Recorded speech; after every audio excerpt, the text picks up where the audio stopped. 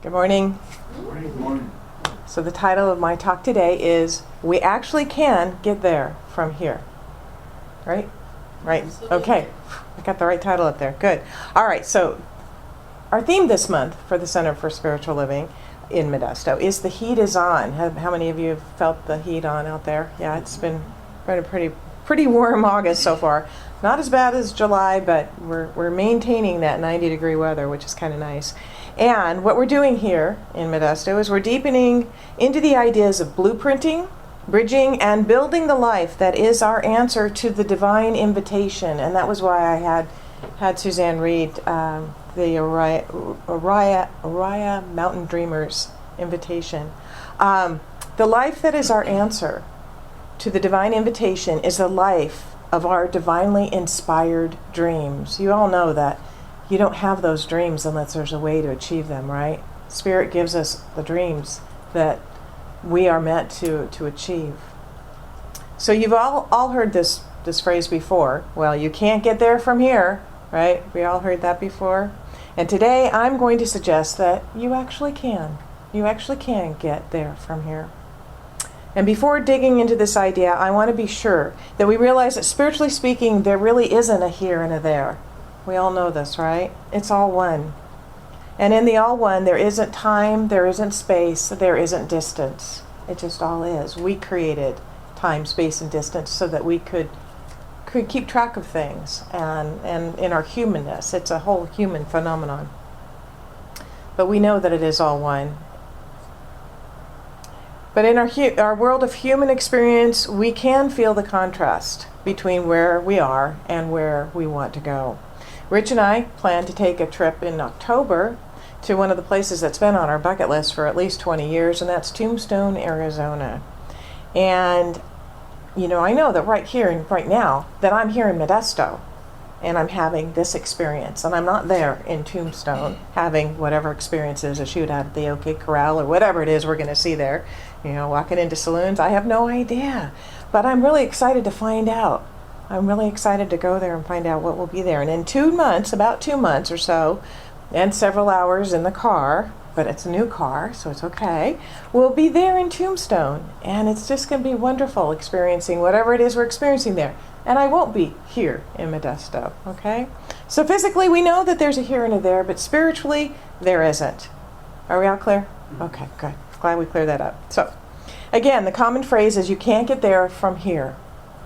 If we're willing to bridge the gap, though, I say yes, we can. We can get there from here. If you're willing to bridge that gap between our vision, what 2 Sundays ago, because we had that lovely little interlude last Sunday, we called our blueprint, and the life itself, even when the bridge gets shaky and we lose our balance. To lay this groundwork for this morning, I want to remind you of something that you might have forgotten, but it's something that I think is very, very important for each and every one of us to remember. Long before you came here, before you came into this physical form, you made a deal with the universe to live in ways that you are most fully alive and most freely expressing your divinity as it shows up through your unique talents and gifts. Long before you became Suzanne, Maureen, Larry, Barb, Rob, Thelma, Mickey, Rich, before you became any of you, and I can do that because we have a small congregation. If we had a whole lot more people, it would take a lot longer to name everyone. But long before you became who you are, you actually agreed to answer the divine invitation. You agreed to experience joy and love and abundance and creativity and fulfillment and expansion. You agreed to be blessed by blessing the world with all you have to offer. And we might lump that all together and say that you agreed to experience success. You agreed to that. So just take a moment right now to remember that you agreed to that. Take a moment to get back in touch with that agreement. Before coming into this life experience, you agreed to be a blessing. You agreed to be blessed by blessing the world with all that you have to offer. Before coming into this world, you agreed to be a success. So let's say that together. Before coming into this life experience, I agreed to be blessed by blessing the world with all I have to offer. Before coming into the world, I agreed to be a success. All right. I want to remind you also of the powerful passage from the Genevieve Behrend book, Your Invisible Power, and this is based on Troward's Dory lectures. And I shared this first 2 weeks ago, and I'm sure you can all remember exactly what it was. Let me share it again. It speaks to this agreement that we made in a different way. And she writes, "My mind is a center of divine operation. The divine operation is always for expansion and fuller expression, and this means the production of something beyond what has gone before, something entirely new, not included in the past experience, though proceeding out of it by an orderly sequence of growth. Therefore, since the divine cannot change its inherent nature, it must operate in the same manner with me. Consequently, in my own special world of which I am the center, it will move forward to produce new conditions always in advance of any that have gone before." And that is what we have come to this earth to do. But somewhere along the line, an inner thermostat was set at less than that. We created some paradigms that say we can only be just so successful and not past maybe an upper limit. And these paradigms, or the thermostat setting, are now ruling and controlling us because we allow them to. So let's take just a moment to explore those paradigms, because it is our thermostat, our paradigms, that will cause the bridge to get very, very shaky. This is the bridge from getting from here to there. It's going to get very, very shaky. As we move from our blueprinting answer to the divine invitation to actually building the life and moving into the agreement we made before we arrived on planet Earth. So has anybody done any scuba diving here? Okay, so you've done some scuba diving? All right. Do you know what a thermocline is? Are you aware of what a thermocline? Thermocline. Okay. It's where a layer of cold water and a layer of warm water merge. It's the point at which the two layers merge that is very interesting. As you dive deeper and move from the layer of cold water to the layer of warmer water, what happens? Do you know? You get into a place where they mix, the cold and the warm, they mix, and it's called the thermocline. And what happens is that you can't see clearly. So you go from clear water to a place that's very jumpy and very fuzzy. And of course, you're doing something new anyway, or something a little out of the ordinary. So, if you haven't been told about this phenomenon, you might think that something is drastically wrong with your eyes, and that can be, I would imagine, extremely scary. Here you are in the ocean, and all of a sudden things are fuzzy and jumpy. But usually the scuba instructors will instruct the students of what's going on, and they tell them to keep going on downward and forward, because they know that it's only a temporary condition, and that once they get through it, their vision will be clear again, and they'll be able to see just fine. And I just love how nature gives us these examples to help us explain our spiritual principles. Isn't that a good example of when we're going through something and it gets a little cloudy, a little fuzzy, and we're not sure what to do? What do? We keep going. We keep attached to our spiritual principles and practicing, knowing that it's going to become clear. So, just for today, I want you to consider me your dive master, even though I've never done any scuba diving, but in a spiritual sense, okay? And I'm going to prepare you to know that as you bridge going from here to there, which you absolutely can do, things may get fuzzy, and they may get jumpy, and they may be bumpy, and even disorienting, because you will come up against that thermostat setting that you have set.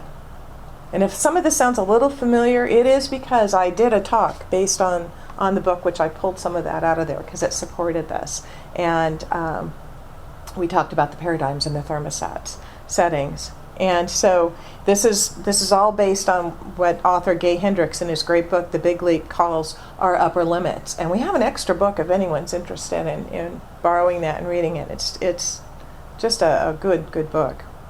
When we exceed our setting or our upper limits, we tend to sabotage ourselves because we want to get back. It's usually unconsciously that we do this. We want to return to the old and the familiar setting where we feel comfortable and secure. And that is the uncomfortable, fuzzy, jumping, bumpy, disorienting feeling that we're feeling. But here's an interesting piece of information. Successful people are willing to be uncomfortable, not for the sake of being uncomfortable, but for the sake of growth, because they know they can get through that fuzzy part and into something more exciting. Hendricks suggests that pretty much every one of us has at least one, maybe sometimes 2 or 3 or 4 hidden barriers. And you can find the great descriptions of them in The Big Leap, and we'll briefly review them here. All 4 barriers have something in common. Although they seem true and very real to us, they're based on beliefs about ourselves that are neither true nor real. Now you're going to think, do I have beliefs about me that aren't true or real? I don't know. It's time to check that out. The fact that we unconsciously accept that they are true or real is what makes the bridge from here to there bumpy. And as I share with you what the barriers are, I ask you to lovingly just assess where you might be with them, and if it is something that is true for you. It may be, it may not be. Begin by considering the possibility that you might have maybe one hidden barrier. Even if you're pretty darn successful already, remember what our definition was earlier, you may well have a hidden barrier holding you back from an even higher expression, right? The first step in dismantling them is to shine the light of awareness on them. So we're going to talk about barrier number 1, feeling fundamentally flawed. And here's the false belief. I cannot expand into my full potential. I can't answer the divine invitation fully and completely because there's something fundamentally wrong with me, or because I'm not good enough. Remember last week, 2 weeks ago, I said that the third point under blueprinting was the deservability part, was actually both part of the blueprinting or the bridging and the building. And here it is again. Barrier number 2, disloyalty and abandonment. The false belief I cannot expand into my full success because it would cause me to be disloyal to my roots and leave behind people from my past. Hendricks in The Big Leap suggests asking yourself these 2 questions to help determine if this is an upper limit for you. Did I break the family's spoken or unspoken rules to get where I am? Even though I'm successful, did I fail to meet the expectations my parents had of me? Interesting. Barrier number 3, the crime of outshining. The false belief I must not expand to my full success because if I did, I would outshine who? Who in your life would you outshine? And make him or her look or feel bad. Ask yourself if I'm successful in living the life of my dreams and all that that would mean. If I am successful in living the life of my dreams and all that would mean, will I surpass the success of my father, mother, sister, brother, best friend? I don't know. If you say yes to that question, touch in and see how you feel about that now.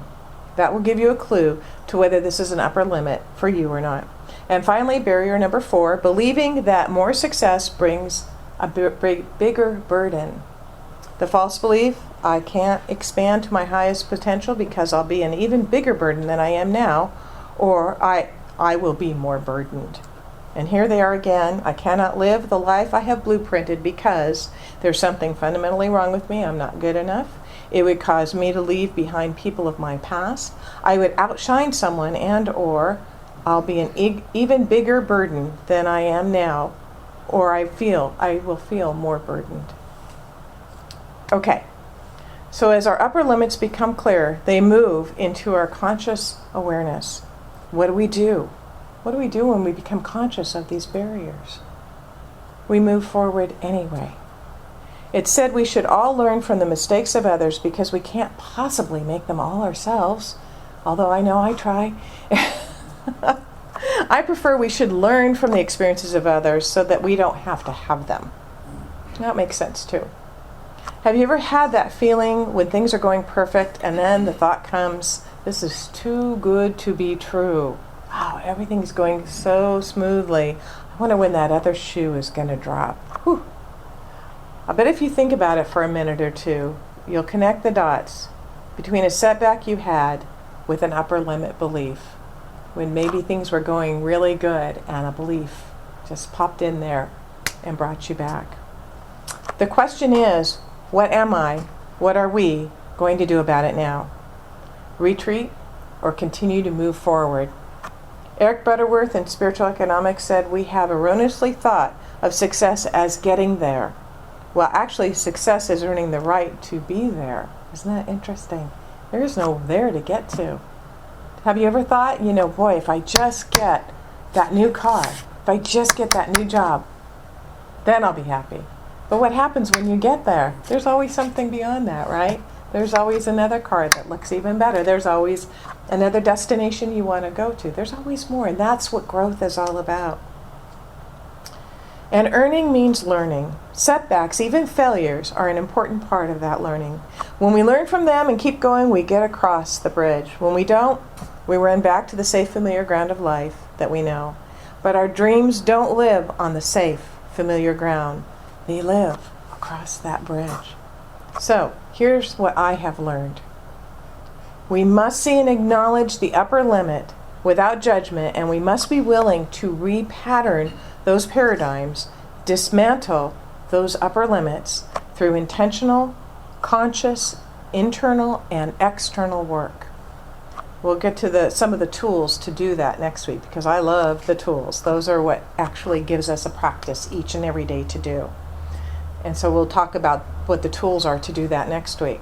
And we must stick to the blueprint. We must stick to what our vision is, what our divine invitation is. We have to stick to that no matter what. And that's how we're going to get from here to there. This is how we get across that bridge. And though it may seem impossible at times, even though at times it really can be difficult, we really can do it. Because all of us have already done it many times, haven't we? And so if we can do it, if any one of us can do it, we can all do it. What is true for one must be true for all. That is a spiritual principle. So if you see someone out there who has something that you desire, or is doing something that you desire, or experiencing something, you don't say, oh man, how do you get that? How come I can't have that? No, you say, oh, that is awesome. Because if he can have it, then that means I can too. So that is the power that is behind that, and it's wonderful. So to bring this all home on a pretty adorable note, and to wake up a few folks who are getting a little tired here of listening to me speak, I have another example that I'm going to show you. It's a short little video that shows how you truly can get from here to there. So, Lights. Can we turn off the lights? you can, sure. Maybe a little bit easier to watch.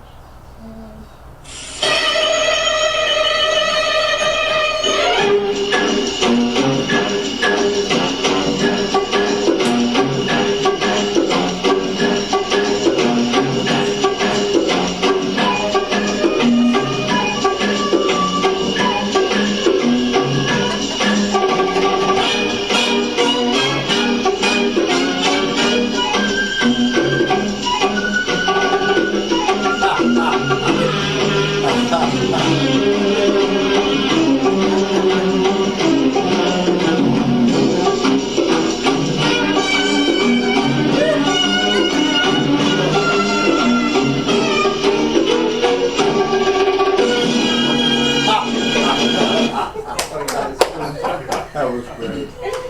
See, if a squirrel can do it, you can do it. And so it is. I'm gonna go jumping on the 3 seconds.